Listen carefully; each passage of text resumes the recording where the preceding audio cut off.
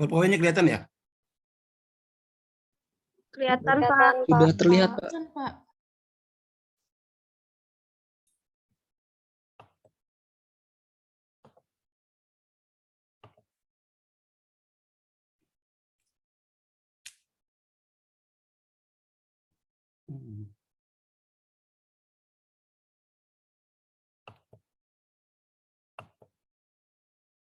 Oke. Assalamualaikum warahmatullahi wabarakatuh. Waalaikumsalam warahmatullahi wabarakatuh. Waalaikumsalam Ya. warahmatullahi Selamat wabarakatuh. pagi dan selamat sejahtera. Semoga kita senantiasa dalam lindungan Tuhan Yang Maha Kuasa, sehat walafiat ya. Kemudian pada ini kita mengawali perkuliahan psikologi pendidikan. Psikologi ada istilahnya psikologi dan juga ada pendidikan. Artinya ada juga psikologi itu yang bukan di pendidikan. Nah, di dalam kontrak perkuliahan sebenarnya sama saja dengan kontrak-kontrak yang lalu ya. Jadi kita nanti dalam perkuliahan itu nanti akan banyak Anda kelompok presentasi, kemudian nanti kita akan bahas sama-sama, kemudian nanti itu ada penilaiannya. Karena keterbatasan kita dalam kondisi pandemi ini, maka penilaian-penilaian yang waktu presentasi dan juga waktu kita memajukan itu sudah tidak masuk dalam penilaian.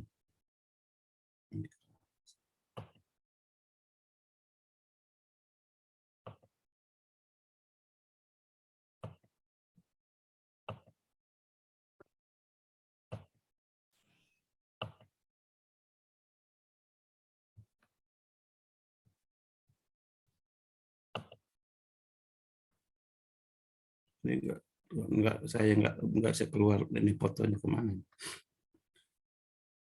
Oke, kita akan teruskan lihat tentang mata kuliah kita. Jadi nanti ada tugas-tugas dan penilaian semua, dan penilaian tugas-tugas itu dan juga presentasi Anda. Kita mulai saja.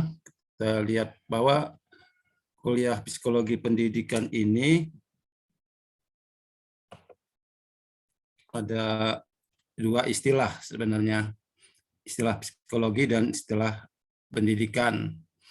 Kalau pendidikan pada semester lalu kita sudah banyak membahas ya apa itu pendidikan.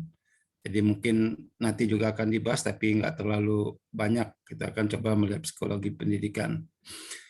Nah, karena dia istilah psikologi, kita juga perlu memahami dulu apa itu psikologi. Karena itu adalah ilmu dasarnya.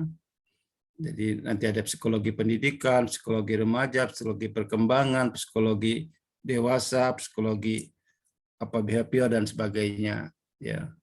Jadi yang pertama adalah kita melihat dulu ada psikologi. Psikologi kalau dilihat dari segi bahasa itu berasal dari bahasa Latin, yaitu psihe dan logos. Psihe itu artinya ruh, sukma, jiwa, ya, nyawa, dan logos adalah ilmu. Jadi kalau kita lihat dari segi bahasa, psikologi itu adalah ilmu jiwa, ilmu ruh. Cuman saja ada yang perlu dibedakan kita sebagai orang yang terpelajar dengan istilah psikologi dan ilmu jiwa. Kalau psikologi itu jelas ada makna ilmunya. Kalau ilmu jiwa, kadang-kadang orang mengatakan dia punya ilmu jiwa. Dia bisa memahami sesuatu karena dia punya ilmu jiwa. Pengertian semacam itu adalah pengertian umum. Ya. Karena memang jiwa manusia itu pada posisi-posisi tertentu bisa diketahui. Umpamanya, kalau orang sedang membutuhkan, maka dia akan berkorban, akan memintakan sesuatu. Itu namanya kalau dia ingin membutuhkan. Kalau dia tidak suka, maka dia juga akan menunjukkan perilaku yang tidak menyenangkan. Itu adalah ilmu jiwa. Jadi orang bisa mengetahui hal-hal yang semacam itu. Itu adalah ilmu jiwa. Nah, jadi kalau kita bicara psikologi, istilah psikologi berarti itu adalah suatu ilmu yang ada aturannya. Seperti fisika itu adalah ilmu fisika. Ya, memang ada orang yang bilang bahwa saya ilmu fisikanya begini, ya, tapi dia sebenarnya nggak mempelajari ilmu, hanya ngomongnya saja. Menurut Kiai Hajar Dewantoro, jiwa itu merupakan kekuatan yang menyebabkan manusia itu dapat hidup. Jadi menurut Kiai Hajar Dewantoro ini, jiwa itu adalah yang menyebabkan orang itu bisa hidup. Tanpa jiwa, orang itu tidak hidup. Hanya merupakan suatu rangka jasad saja, ya, hanya sama dengan makhluk mati yang lain. Pengertian dapat hidup di sini juga bisa bermakna kualitas hidup, ya. Jadi kalau orang punya kualitas hidup juga bisa juga dilihat dari bagaimana jiwanya. Kalau jiwanya bagus, ya punya kecerdasan yang baik umpamanya, maka hidupnya juga akan baik. Sebaliknya kalau jiwanya juga nggak bagus, ya mungkin kualitas hidupnya juga tidak bagus. Jadi bukan hanya dapat hidup, tetapi juga bisa menceritakan bagaimana kualitas hidup seseorang. Sangat tergantung, kita bisa melihat ada orang yang berpikirnya yang sangat sederhana umpamanya, kualitas hidupnya. Kalau kita lihat ada saudara-saudara kita umpamanya, dia yang dia kerja di tempat sampah dan sebagainya, dia nggak peduli, nggak terlalu takut seperti kita dalam menginjak sampah dan sebagainya, bangkai dan sebagainya. Kenapa? Karena pengetahuannya tentang itu, tentang sampah, tentang bahayanya dan sebagainya mungkin tidak sebaik kita. Itu adalah satu contoh kualitas hidup. Kemudian yang kedua, orang punya jiwa itu tandanya adalah dia dapat berpikir. Berpikir artinya secara umum yang mudah berpikir itu adalah menghubungkan dua fenomena atau lebih. Jadi orang mulai berpikir, dia mulai menghubungkan ada dua fenomena, ya. Umpamanya kita mau kuliah, kemudian kita akan akan Zoom, akan buka laptop. Kita mulai berpikir itu, satu pihak kita mau kuliah, di pihak lain kita akan bagaimana supaya kuliah itu bisa terlaksana, kita harus membuka Zoom dan sebagainya. Itu dapat berpikir. Jadi berpikir itu adalah menghubungkan dua fenomena. Dalam pengertian yang lebih luas, tentu berpikir lebih tinggi, lebih mendalam lagi, gitu ya. Memikirkan sesuatu yang sangat abstrak mungkin. Seperti dalam bagian ilmu fisika, mungkin harus berpikirnya ada yang sangat abstrak dan harus dipahami. Tanda yang lain adalah manusia itu bisa berperasaan. Berperasaan artinya bisa merasakan apa yang dirasakan oleh orang lain dan apa yang dirasakan oleh dia dalam suatu yang dia perbuat atau yang akan dia perbuat. Jadi kalau kualitas orang hidupnya perasaannya bagus, ya tentu dia berperasaannya juga akan bagus. Kemudian tandanya manusia itu hidup adalah dia berkehendak, punya keinginan untuk berubah, punya keinginan untuk berbaik. Kehendak itu bisa merupakan motivasi, kebutuhan, hasrat, dan sebagainya. Salah satu kehendak tidak cukup. Dan biasanya kita yang normal juga mau tidak mau harus ada kehendak. Kita mungkin tidak pernah, apapun yang kita miliki tidak pernah kita puas. Begitu kita memiliki sesuatu, nanti ada satu keinginan lagi untuk memperbaikinya, untuk meningkatkannya. Itu yang namanya berkehendak. Yang ketiga, orang yang punya jiwa itu adalah orang yang dapat mengerti dan atau insaf akan segala geraknya. Maksudnya gerak hatinya, ya.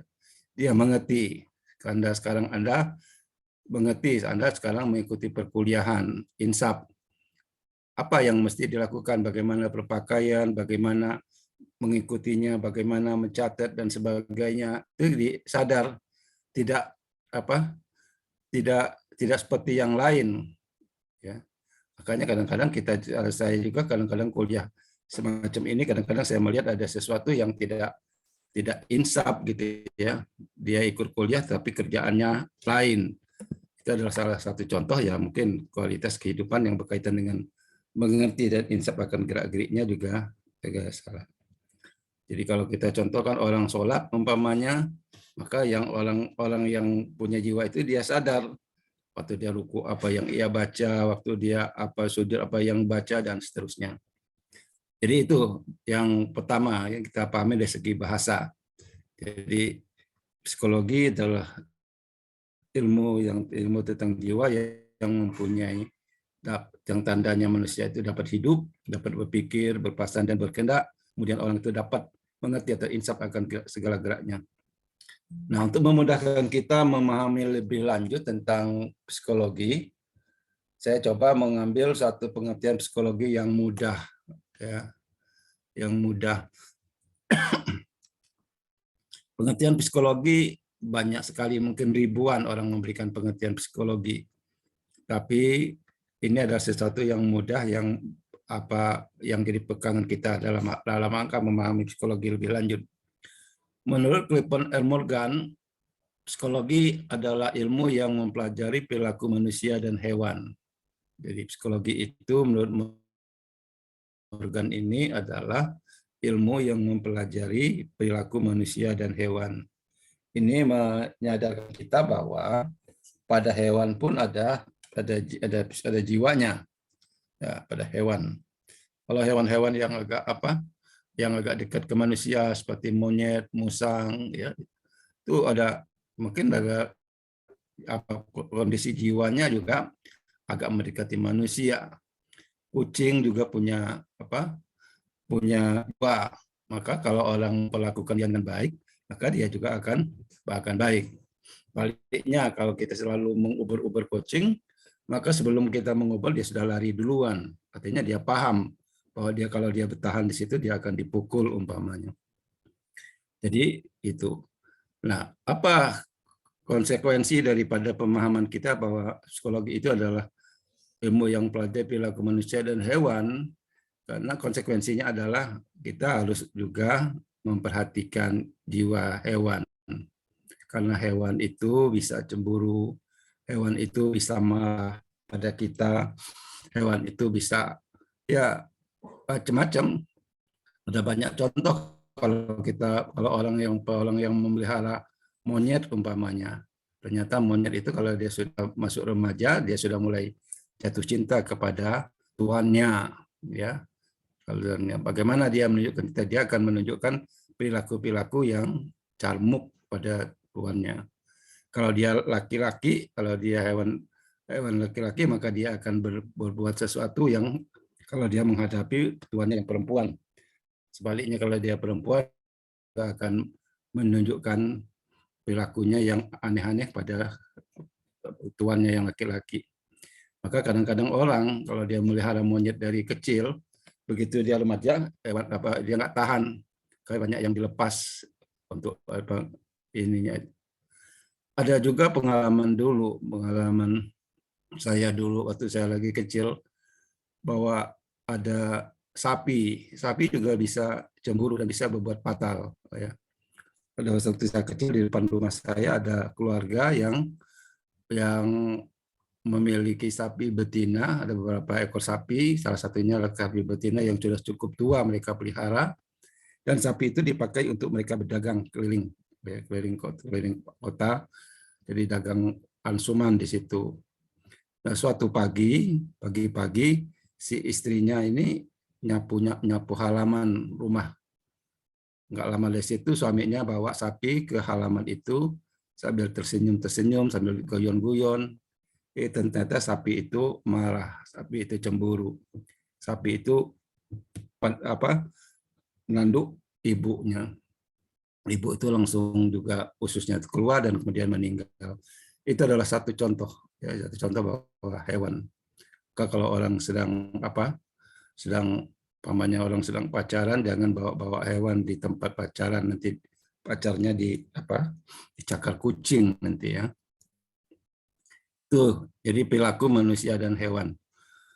Nah, tentu manusia lebih kompleks lagi jiwanya, ya.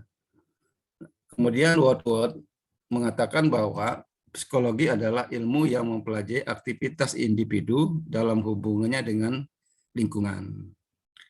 Jadi Woodward ini sama aktivitas individu, sama dengan itu adalah behavior gitu.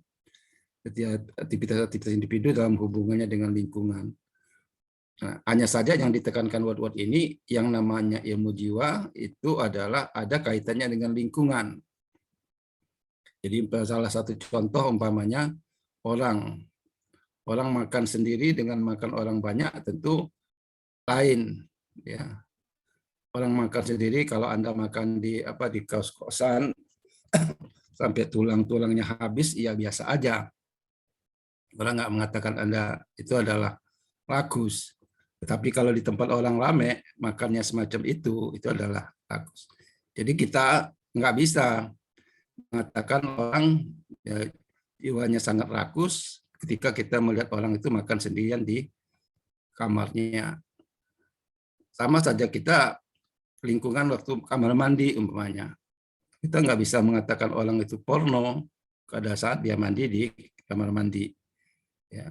Jadi kalau dia mungkin dia nggak pakai baju di luar kamar mandi itu namanya porno. Tapi kalau dia di kamar mandi nggak pakai baju itu adalah suatu hal yang ini. Jadi sekali lagi memahami jiwa seseorang itu harus di dalam satu konteks, ya, konteks yang ini. Sama saja dulu sama sekarang ini kesetiaan seorang pacar umpamanya, ya begitu dia karena sekarang itu banyak ojek, kalau dia digonceng ojek ya bukan dia nggak setia, kalau dia mengapa dia dekat-dekat badannya dengan tukang ojek, soalnya daripada dia jatuh. Jadi kalau kita lihat orang sedang naik ojek, pacarnya sedang naik ojek, bukan berarti dia sedang tidak setia lagi, tapi karena memang kondisinya harus begitu. Jadi sekali lagi jiwa itu berkaitan dengan lingkungan.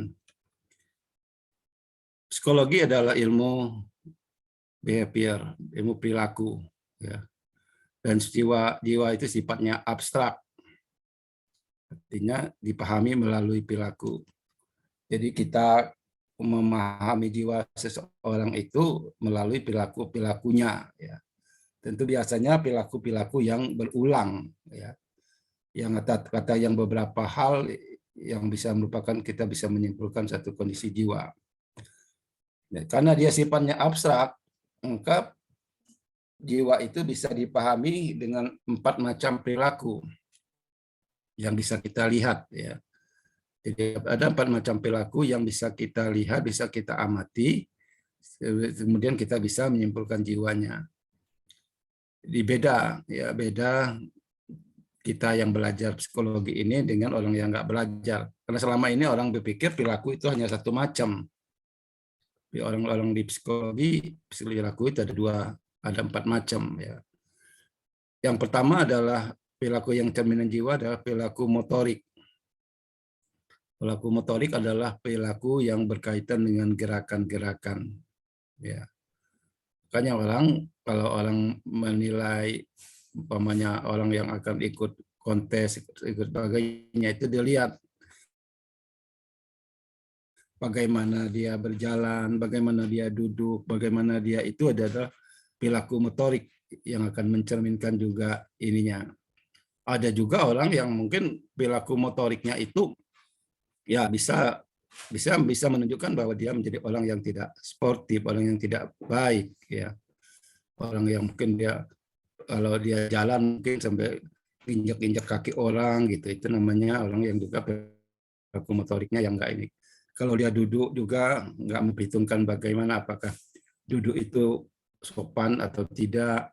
Nah, itu adalah kalau orang yang duduknya enggak sopan, tentu perilaku motorik itu bisa mencerminkan jiwanya yang bagaimana, yang bisa kita terjemahkan dalam kondisi tertentu. Yang paling banyak adalah perilaku kognitif. Perilaku kognitif adalah perilaku yang berkaitan dengan apa yang diketahui, apa yang dipikirkan, apa yang disimpulkan oleh seseorang. itu perilaku berpikir ya, perilaku hasil pengamatan. Apa yang diketahui seseorang itu akan melambangkan jiwanya. Ya. Jadi umpamanya kalau sering saya contohkan perilaku kognitif, ya ada kalau kita pesta umpamanya antara ibu-ibu dan bapak-bapak itu beda perilaku kognitifnya. Kalau bapak-bapak pada waktu dia pesta, dia makan semua makanan yang ada, prasmanan itu udah. Tapi kalau ibu-ibu, lain lagi dia nanti dia bisa bercerita bahwa ada 5 macam, ada 10 macam makanan di tempat pesta itu, yang ini manis, yang ini pahit, yang ini apa gitu sebagainya. Sedangkan bapak yang makan tidak makan semua, tapi tidak punya informasi semacam itu. Itu yang disebut dengan perilaku kognitif, ya. Kemudian yang selanjutnya kognitif, lagi perilaku kognitif adalah perilaku yang berkaitan dengan apa yang diketahui oleh seorang, bagaimana dia berpikir. Kemudian yang ketiga adalah perilaku afektif, perilaku yang berkaitan dengan perasaan dan sikap. Ya. Perasaan artinya bagaimana orang berperasaan. Perasaan orang itu ada yang normal, ada yang baik, ada yang kurang, sebagainya. Terlihat. Jadi kalau dia umpamanya dia ada hewan, umpamanya ada kucing, umpamanya dipelintir kepalanya oleh tangannya, maka mungkin dia itu perasaannya kurang baik gitu ya.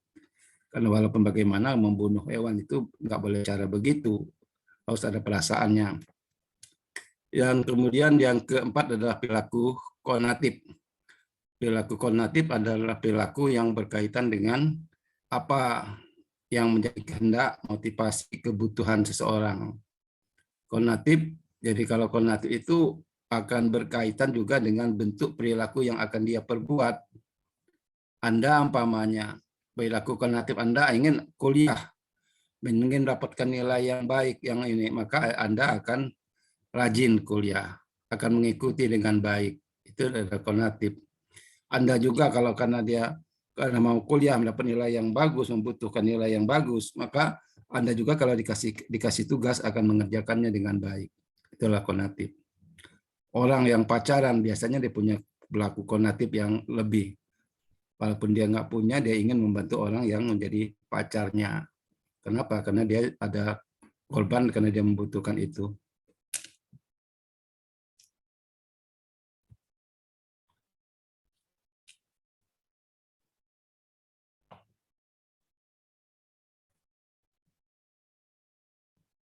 Sampai di sini ada pertanyaan? Belum, Pak. Belum.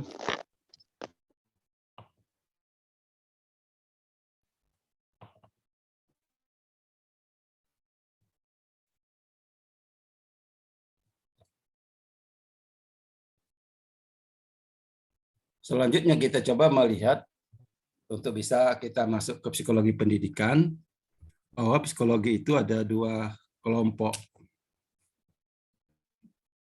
Bisa dikelompokkan dalam 2 macam. Ada psikologi umum dan ada psikologi khusus. Psikologi umum artinya psikologi yang mempelajari, menyelidiki kegiatan psikis manusia dewasa, normal dan beradab. Psikologi umum ini biasanya hanya bersifat teoritis, ya. Hanya bersifat teoritis, jadi tidak teraplikasi di dalam kehidupan kita secara detail. Hanya menjadi patokan saja. Manusia dewasa itu ada psikologi dewasa, manusia normal itu ada psikologi abnormal dan sebagainya. Jadi psikologi umum itu bicara tentang norma-norma. Bagaimana orang yang sudah dewasa, bagaimana orang yang normal, bagaimana orang yang beradab.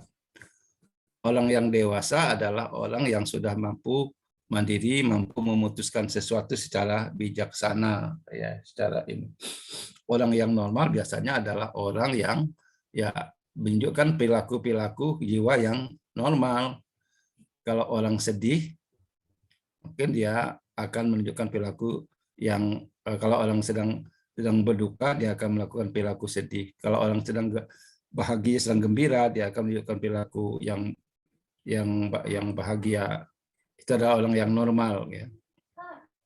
Kemudian beradab. Beradab artinya orang yang mengikuti tata aturan yang berlaku di masyarakatnya. Ya. Itu orang yang psikologi umum.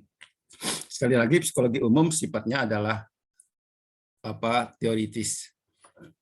Yang kedua, selanjutnya macam psikologi khusus. Nah, disinilah psikologi pendidikan itu. Jadi psikologi khusus adalah mempelajari, menyelidiki aktivitas psikis manusia pada segi kehidupan tertentu. Kalau kita pada segi kehidupan pendidikan, ada psikologi remaja, ada psikologi anak, ada psikologi dewasa, ada psikologi lansia, dan macam-macam. Tidak terhingga macam psikologinya.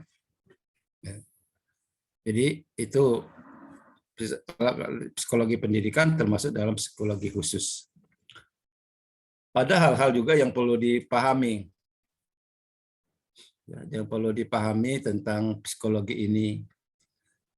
Yang pertama mungkin juga perlu dibedakan. Anda perlu bisa membedakan aspek psikologis dan aktivitas psikologis. Aspek psikologis artinya sesuatu yang sudah ada pada jiwa manusia. Ada beberapa hal, ada beberapa faktor, ada beberapa aspek yang sudah ada pada jiwa manusia. Yang pertama adalah kecerdasan. Kecerdasan itu bisa diterjemahkan orang, ada kecerdasan itu kemampuan orang menyelesaikan masalah secara cepat dan tepat. Jadi orang yang punya kecerdasan baik, itu dia bisa menyelesaikan masalah yang dihadapi secara tepat dan cepat. Ya, dia orang yang cerdas. Ya, jadi maka di dalam kehidupan sehari-hari sering kita melihat ada orang itu cepat menyelesaikan masalahnya, cepat memikirkan sesuatu jalan keluarnya. Ya, kecerdasan itu bukan hanya pada ini, tapi juga pada ininya. Ya, ada laptopnya rusak, apa yang dia pikirkan, bagaimana dia jalan keluarnya dia akan menyelesaikan. Ada HP-nya yang terganggu, bagaimana dia menyelesaikannya itu dengan cara yang paling cepat dan tepat. Kecerdasan. Kecerdasan itu ada tingkat-tingkatannya. Menurut ahli psikologi ada kecerdasan itu ada yang paling tinggi adalah kecerdasan yang orang yang sangat jenius, ya. Kemudian turun-turun lagi orang yang pintar, kemudian ada orang yang berbakat, kemudian ada juga orang yang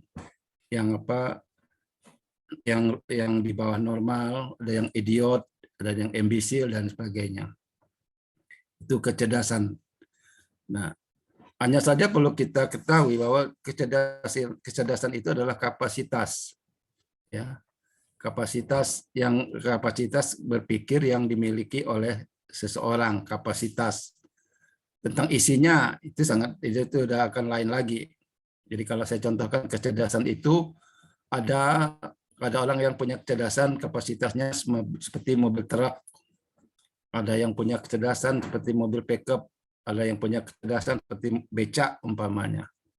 Nah, kadang-kadang orang yang punya kecerdasan seperti mobil truk yang sangat cerdas itu, tapi kalau dia nggak diisi dengan belajar, nggak diisi dengan pengalaman, nggak diisi dengan ini, dia juga tidak bisa menyelesaikan sesuatu dengan baik.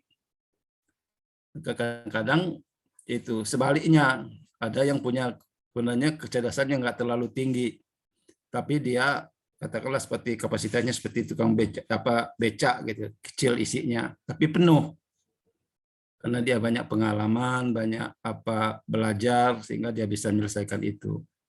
Jadi maksud saya di sini kita harus paham bahwa kecerdasan itu adalah suatu kapasitas. Dalam kehidupan sehari-hari sering kita melihat ada yang orang cerdas tetapi nggak berhasil di dalam belajar, mungkin karena dia kurang teliti, kurang ini. Sebaliknya ada yang kurang cerdas tetapi dia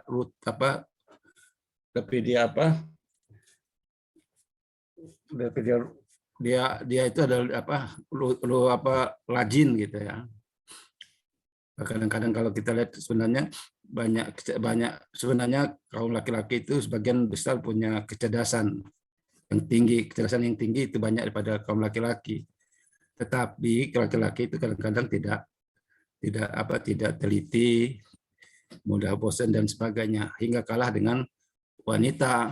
Walaupun wanita itu kecerdasannya tidak terlalu tinggi, tapi dia bisa mengalahkan karena dia rajin, tekun, ikut aturan. Itu berkaitan dengan kecerdasan. Yang kedua berkaitan dengan bakat.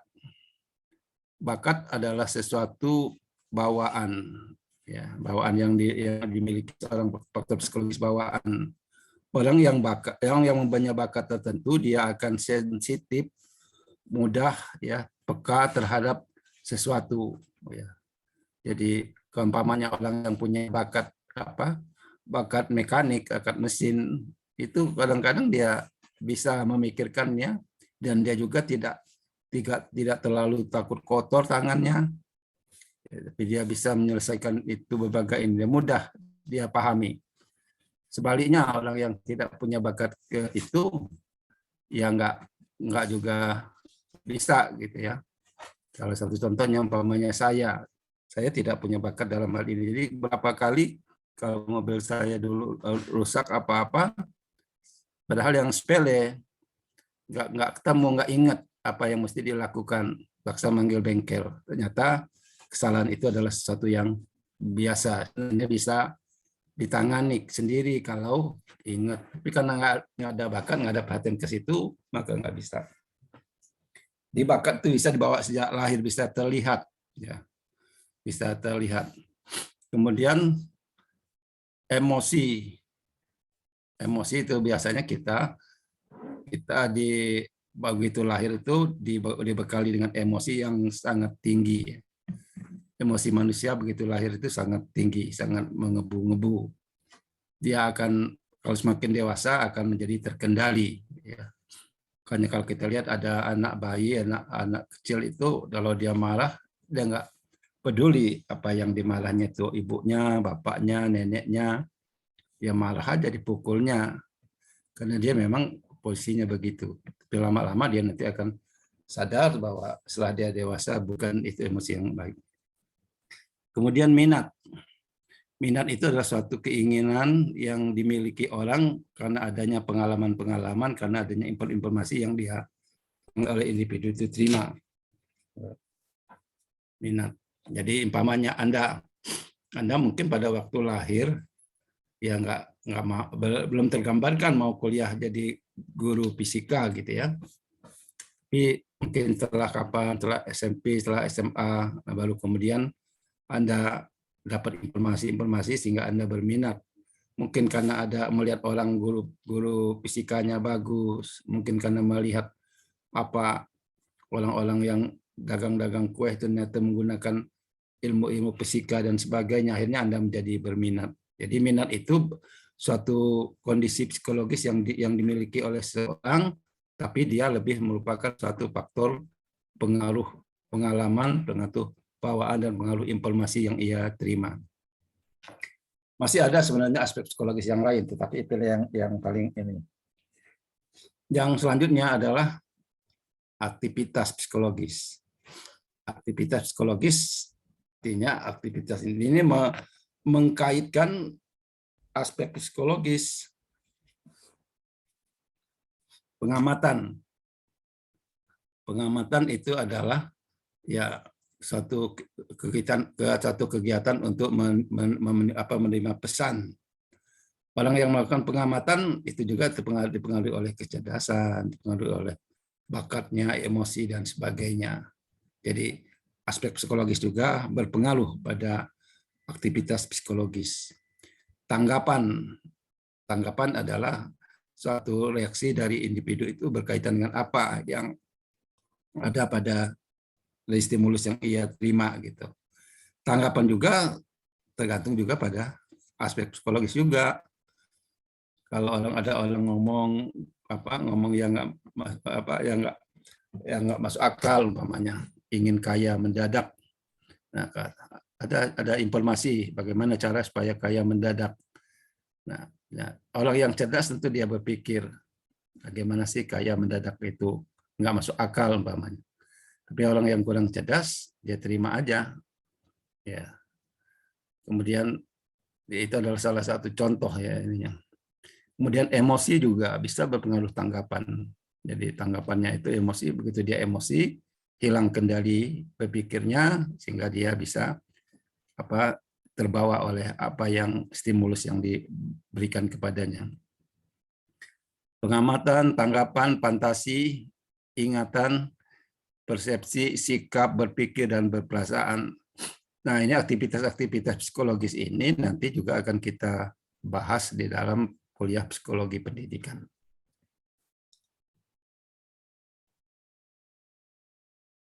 Selanjutnya pengertian psikologi pendidikan. Jadi psikologi pendidikan itu, sekali lagi, psikologi pendidikan itu adalah psikologi khusus yang membahas aktivitas-aktivitas kejiwaan dalam situasi pendidikan. Psikologi pendidikan menurut Etherington adalah suatu studi yang sistematis tentang proses dan faktor-faktor yang ada di dalam pendidikan dan pendidikan manusia. Di psikologi pendidikan itu adalah satu kajian yang sistematis berkaitan dengan proses dan faktor-faktor yang ada dalam pendidikan manusia. Jadi yang dipelajari itu adalah pertama adalah proses. Bagaimana proses pendidikan manusia itu? Mungkin Anda sudah kuliah psikologi pendidikan, kuliah landasan pendidikan. Prosesnya bagaimana orang ini. Kemudian faktor apa yang berpengaruh dalam pendidikan manusia. Ya, samping faktor psikologis itu juga nanti ada faktor-faktor di luar psikologis. Ya.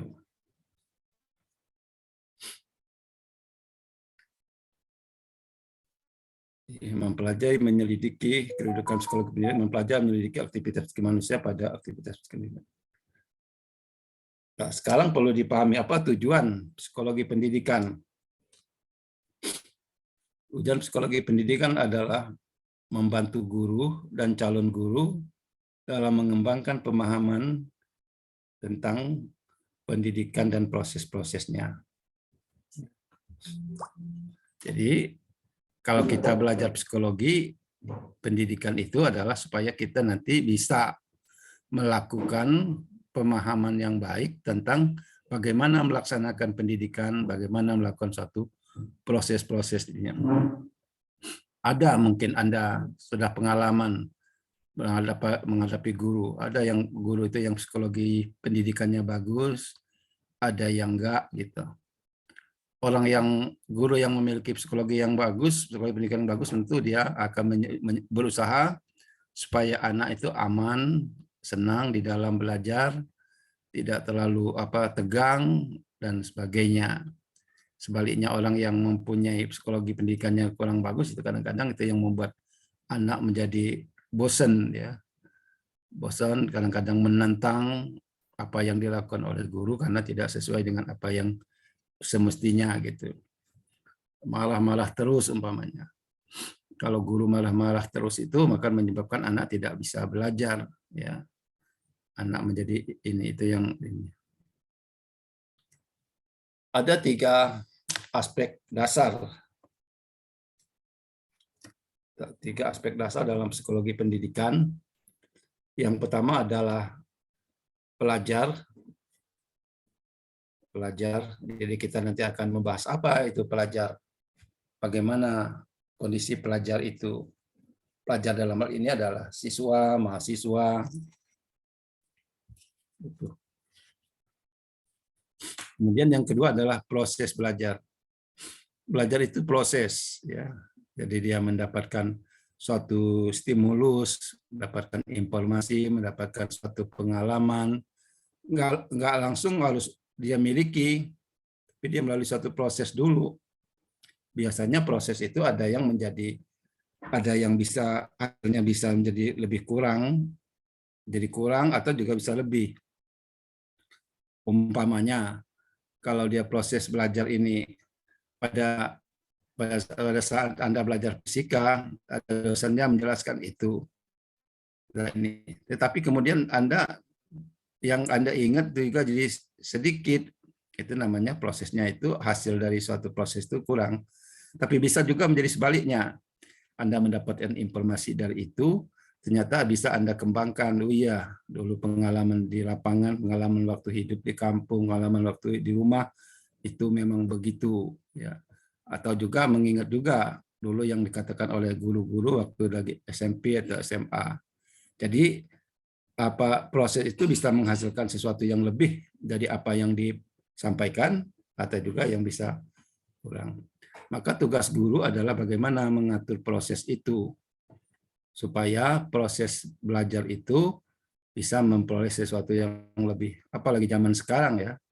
Zaman sekarang itu guru-guru itu bisa dikatakan seperti saya itu sudah banyak ketinggalan dibandingkan dengan mahasiswa. Ya, karena kecepatan belajar, karena situasinya dan sebagainya, maka bagaimana guru untuk mengatur prosesnya, anak bisa mencapai hasil yang baik tanpa harus mengorbankan karena gurunya tidak tahu. Yang ketiga adalah learning situasi belajar. Situasi belajar itu adalah ya situasi orang yang sedang belajar. Belajar dalam suasana yang yang riuh, yang ramai itu agak sulit. Ya.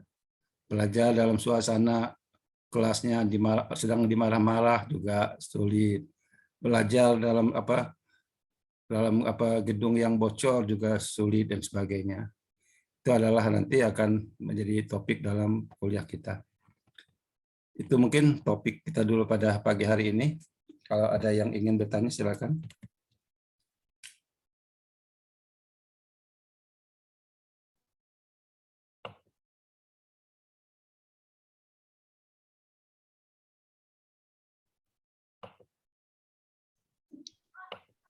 Izin bertanya, Pak.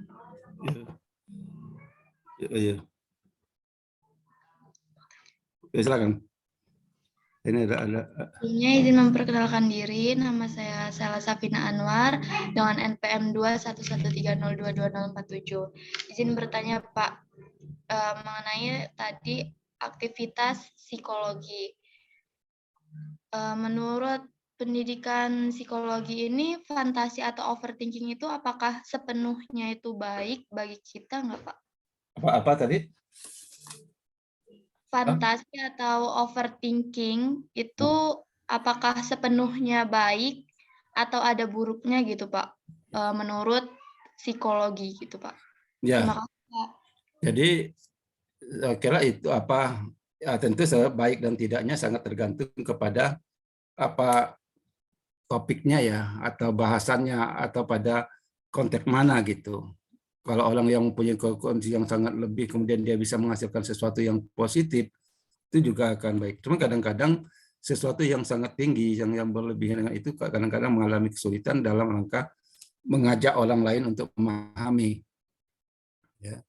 Jadi jawabannya tentu sangat-sangat normatif bahwa pertama itu mungkin pertama adalah baik ya. Itu adalah sesuatu hal yang baik kalau dia sangat tinggi gitu, sangat baik. Tapi yang perlu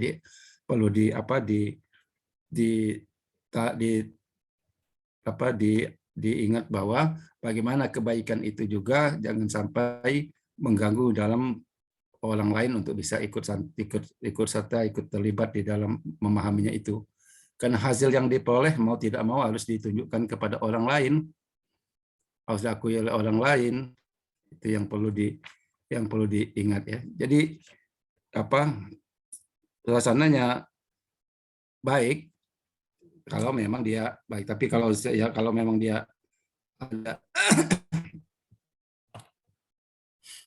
ada yang menggambar itu adalah lagunya. Oke, itu dulu. Ini foto saya ada ya? Kelihatan nggak? Tidak. Enggak ya? Tidak, biasanya Pak. Lihat.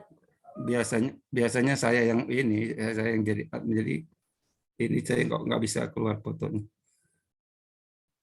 Oke, apa lagi?